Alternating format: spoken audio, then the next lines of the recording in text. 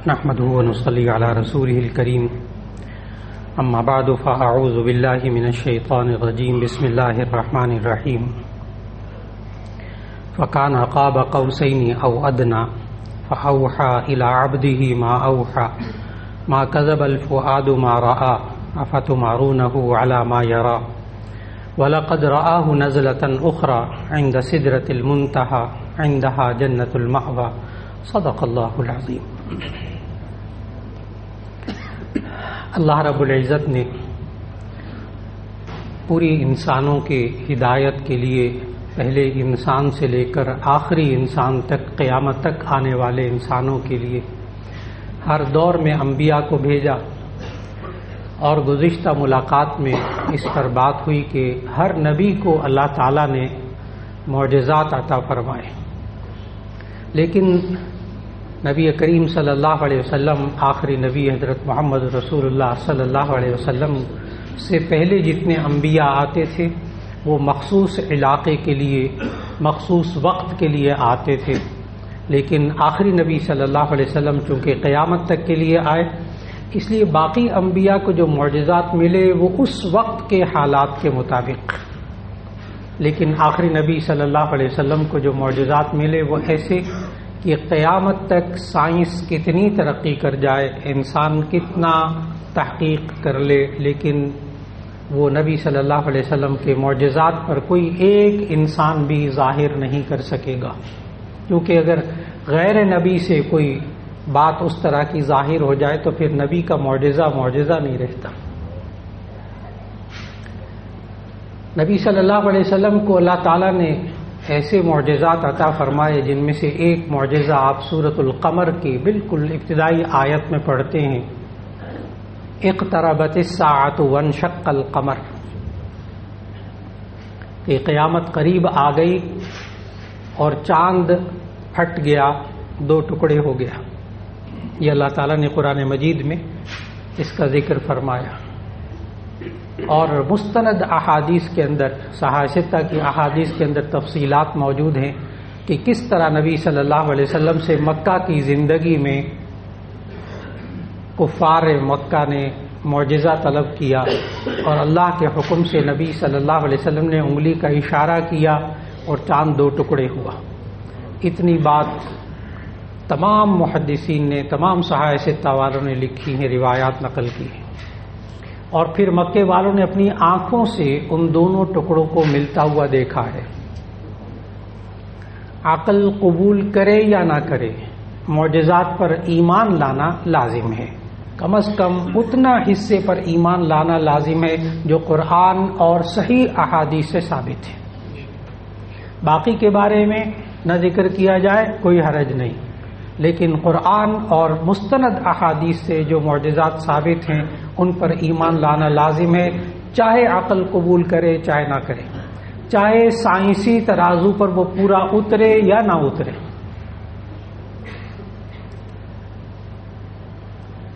اور اس کی بہت بڑی دلیل،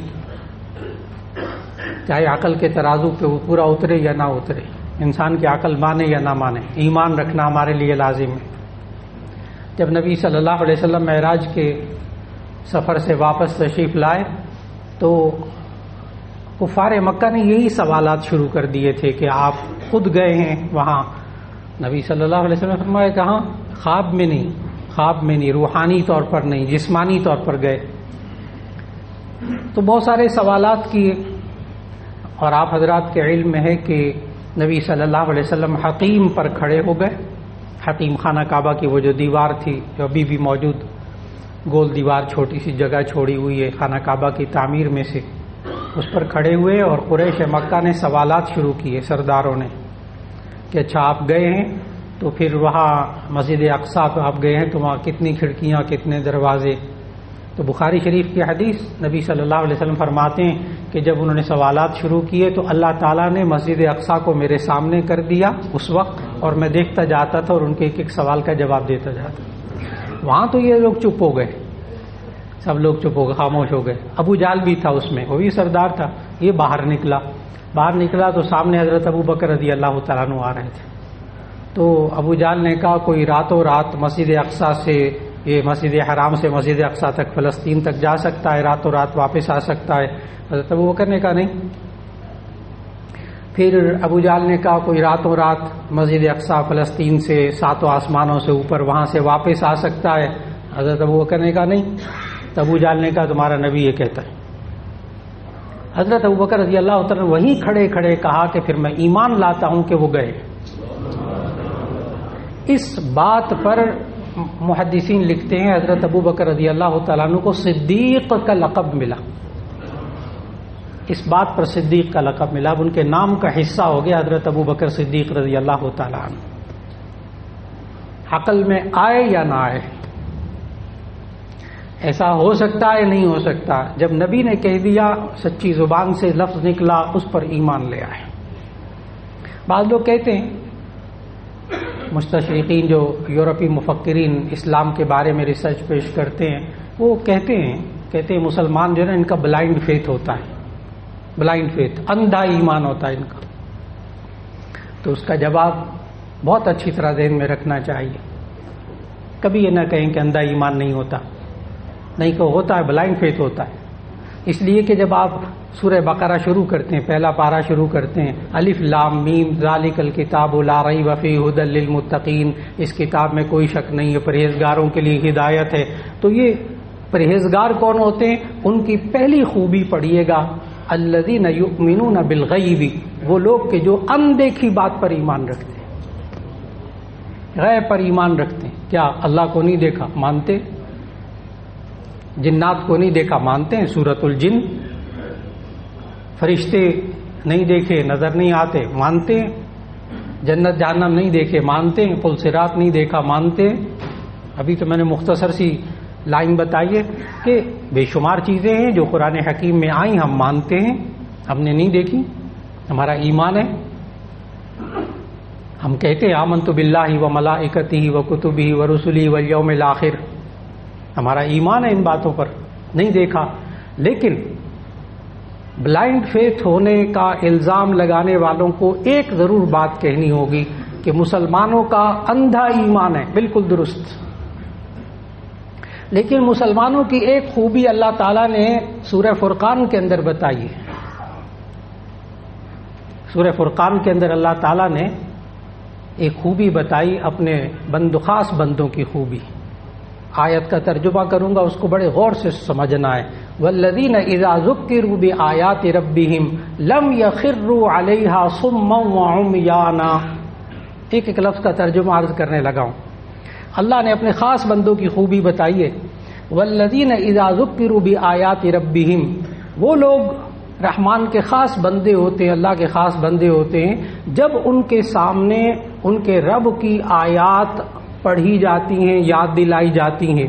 والذین اذا ذکروا بآیات ربہم، جب ان کے سامنے ان کے رب کی آیتیں بیان کی جاتی ہیں، لم یخروا علیہا صما وعمیانا، تو اس پر وہ بہرے اور اندھے ہو کر نہیں گر پڑتے۔ بہت عجیب سی آیت ہے، رحمان کے بندوں کی خصوصیت اللہ نے بتائی ہے کہ وہ اندھے بہرے ہو کر نہیں گر پڑتے۔ ہم ہر اندیکھی بات پر ایمان نہیں رکھتے، ہم یہ بھی دیکھتے ہیں کہہ کون رہا ہے، ہم یہ بھی دیکھتے ہیں کہہ کون رہا ہے۔ ایک وہ بات ہے، کالج یونیورسٹیز میں ایک طالب علم کہتا ہے کل چھٹی ہے، ٹھیک، ایک استاد کہتا ہے، پروفیسر کہتا ہے کل چھٹی ہے، اور ایک وہاں کا پرنسپل کہتا ہے کل چھٹی ہے۔ ایک ہی جملہ ہے، طالب علم سے غلطی ہو سکتی ہے، وہ جھوٹ بھی بول سکتا ہے۔ پروفیسر نے ممکن ہے نوٹس پڑھا ہو لیکن وہ غلط پڑھ لیا ہو، لیکن اگر پرنسپل ہی کہہ دے کہ کل چھٹی ہے تو بات ہی ختم ہو گئی۔ کہنے میں فرق ہے، کہنے والے کے فرق۔ ایک وہ بات ہے جو ایک عام مومن کہتا ہے، ایک وہ بات ہے جو اللہ کا ولی کہتا ہے، ایک وہ بات ہے جو صحابی کہتا ہے، ایک وہ بات ہے جو اللہ کا نبی کہتا ہے۔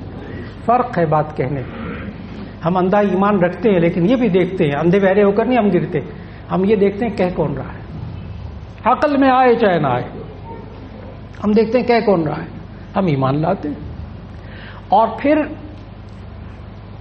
چاند کا 2 ٹکڑے ہو جانا، یہ معجزہ نبی صلی اللہ علیہ وسلم کا، دور گزر گیا، لیکن اسرائیل کا وزیر اعظم بیگن 1965 اسرائیل، جس کو ہم نے اب تک تسلیم نہیں کیا مسلمانوں نے، اس کا وزیر اعظم. تو اسرائیلی ایک یہودی چاند گاڑی میں چاند کے معائنے کے لیے گیا تھا، خلائی سفر اس نے کیا. اور اس وقت کے مصر کے صدر ہوتے تھے انور السادات. تاریخ کا حصہ ہے انور السادات، ظاہر ہے مسلمان. تو اسرائیلی وزیر اعظم نے صدر انور السادات کو ایک بڑی تصویر پیش کی فریم کروا کے، اور کہا کہ ہمارے سائنسدان خلا میں گئے، چاند پہ پہنچے تو انہوں نے تصاویر اتاری ہیں، اور چاند کی ایک تصویر، کئی تصویریں لیکن ایک تصویر اتنی واضح آئی ہے کہ اس کے بالکل درمیان ایک ایسی لکیر چاند کے اندر محسوس ہوتی ہے جیسے ہی کبھی دو ٹکڑے ہوا پھر آپس میں مل گیا. ایک یہودی ملک کا وزیر اعظم مسلمان ملک کے صدر کو ایک تصویر پیش کر رہا ہے. اس میں آپ نے ایک بات پہ توجہ دینی ہوگی، یعنی اس یہودی کے ذہن میں بھی نبی صلی اللہ علیہ وسلم کا معجزہ شق القمر موجود تھا. چاند کے دو ٹکڑے ہونے کا معجزہ اس یہودی کے ذہن میں موجود تھا. آج مسلمان شک کر رہا اس پر کہ ہے کہ نہیں، ایسا ہوا تھا کہ نہیں. مسلمان کے ذہن میں وہ یقین کی کیفیت نہیں ہو رہی. اللہ تعالیٰ نے اس وقت مکہ کے ایمان والوں کو وہ معجزہ دکھایا. پھر نبی صلی اللہ علیہ وسلم، جب ہم پڑھتے ہیں معراج کے واقعے کو کہ نبی صلی اللہ علیہ وسلم نے اس طرح راتوں رات سفر کیا اور اس طرح جو ہے وہ 7 آسمانوں تک گئے اور واپس آئے. اب ان واقعات میں 7 آسمانوں سے اوپر، آسمان کو انگریزی زبان میں سکائی کہتے ہیں، لیکن سکائی کا جو لفظ ہے وہ انگلش لٹریچر میں ہے، سائنس میں نہیں ہے. سائنس میں آسمان کا کوئی تصور نہیں ہے، کوئی ذکر نہیں ہوتا بالکل قطعاً کسی بھی سائنسی کتاب میں. یہ نہیں ہے کہ وہ انکار کرتے ہیں، نہ، کہیں نہیں لکھا کہ ہم آسمان کو نہیں مانتے، کسی سائنسی کتاب میں نہیں لکھا. کیا لکھا ہے کہ سائنس جو ہے وہ تجربات اور مشاہدات کا نام ہے. سائنس تجربات اور مشاہدات کا نام ہے. سائنس کا جہاں تک تجربہ اور مشاہدہ ہوا وہاں تک وہ مانتے ہیں، جس کا تجربہ مشاہدہ نہیں ہوا وہ نہیں مانتے. بڑے سے بڑا یہاں سائنسدان بلا لیجئے باہر اور وہ اس سے پوچھئے گا، خاص طور پر جو خلائی سائنسدان ہوتے ہیں، بڑے سے بڑا آ جائے نا، اس سے پوچھیں یہ اوپر کیا ہے، نیلا نیلا، وہ کبھی آسمان نہیں کہے گا، وہ کہے گا خلا، اسپیس. پھر اس سے پوچھیں اور آگے کیا ہے، وہ کہے گا آگے خلا ہی خلا ہے. پھر آگے سیارے ہیں، زہرہ، عطارد، مشتری، نیپچون، مریخ، پتہ نہیں کیا کیا، اتنے ارب میل دور وہ سیارہ ہے، بہت بتائے گا ماشاءاللہ. آپ کا ایک سوال اور ہونا چاہیے، اس سے آگے کیا ہے، وہ کہے گا اسپیس، خلا. پھر اس سے آگے کیا ہے، اس سے آگے بھی خلا ہی خلا ہے. بڑے سے بڑے سائنسدان کا جواب اس سے آگے ہرگز نہیں ہو سکتا. ایک سائنس کا چھوٹا سا طالب علم ہو، اس کے علاوہ کوئی جواب نہیں ہو سکتا کہ آگے پھر خلا ہی خلا ہے. تو ایک دفعہ میڈیکل کالج میں، یونیورسٹی میں لیکچر دے رہا تھا تو یہ موضوع آیا، تو ایک صاحب بیچ میں سے کھڑے ہو گئے. ظاہر ہے ڈاکٹر بڑے ذہین ہوتے ہیں، اس کے ذہن پر اتنا اثر ہوا اس بات کا کہ وہیں کھڑے ہو کر کہنے لگا، جب میں نے کہا نا خلا ہی خلا، ابھی میں نے بہت مختصر کیا ہے، اس کو میں نے بہت طویل کیا، تو ایک دم کھڑے ہو گئے وہ ڈاکٹر صاحب، کہنے لگے اس کا مطلب ہے کہ یہ دنیا ہے ہی بیت الخلا. اب آپ سمجھ ہی ہوں گے وہ خلا سے کہاں چلا گیا اس کا ذہن، دنیا کی حقیقت اس کے ذہن میں آئی. اب چھوٹی سی بات ذہن میں رکھ لیجئے گا، جو سورۃ النجم کی آج میں نے آیات شروع میں تلاوت کی، فَكَانَ قَابَ قَوْسَيْنِ أَوْ أَدْنَىٰ فَأَوْحَىٰ إِلَىٰ عَبْدِهِ مَا أَوْحَىٰ مَا كَذَبَ الْفُؤَادُ مَا رَأَىٰ أَفَتُمَارُونَهُ عَلَىٰ مَا يَرَىٰ وَلَقَدْ رَآهُ نَزْلَةً أُخْرَىٰ عِندَ سِدْرَةِ الْمُنتَهَىٰ. سدرۃ المنتہا، آخری وہ جگہ کہ جہاں بیری کا درخت، آخری سدرۃ المنتہا جس کو کہا گیا، 7 آسمانوں سے اوپر. اب جب 7 آسمانوں سے اوپر کا ذکر کیا جاتا ہے تو بس اتنی سی بات سمجھ لینی چاہیے، اگر ہم میں سے کوئی شخص عمرے کے لیے جا رہا ہو، حج کے لیے جا رہا ہو، اللہ سب کو بار بار لے جائے.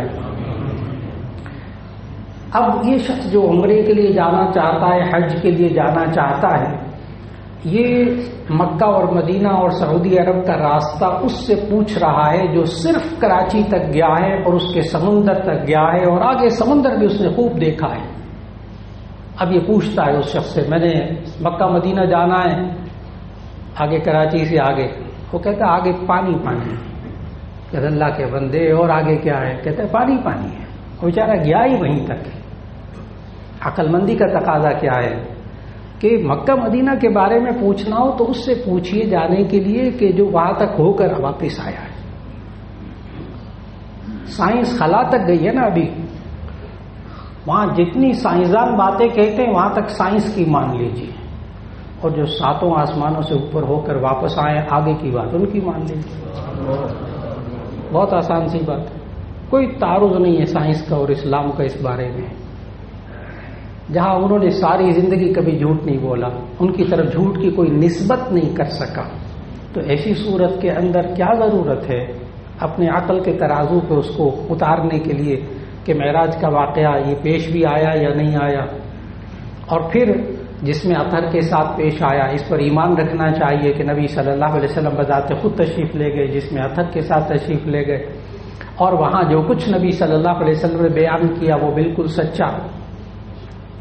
اور پھر اس کے علاوہ جو باقی باتیں بیان کی جاتی ہیں، مختلف روایات جن کی سند کوئی نہیں، مثال کے طور پر براق کا ذکر کیا جاتا ہے۔ اب لفظ براق یہ حدیث میں موجود، لفظ براق حدیث میں موجود، لیکن لوگوں نے براق کے تخیل کو سامنے رکھ کر گھوڑا بنایا سفید رنگ کا، اور اس کے پر بھی بنا دیے، اس کی تصویریں بھی بنا دی، اور جناب گھروں میں بھی لگا دی کہ یہ معراج کا یہ وہ براق ہے جس پر گئے تھے۔ بالکل غلط بات، یہ غلط بات۔ یہ یہاں تک بالکل درست کہ براق پہ تشریف لے گئے، تیز رفتار سواری تھی، یہاں تک کہ راستے کے واقعات بھی نبی صلی اللہ علیہ وسلم نے بتائے۔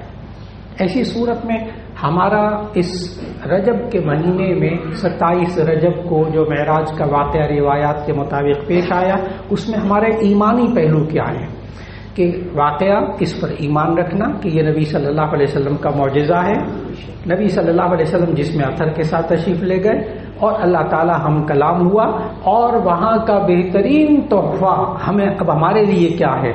معراج کا بہترین تحفہ 5 وقت کی نماز، 5 وقت کی نماز، یہ ہمارے لیے۔ اور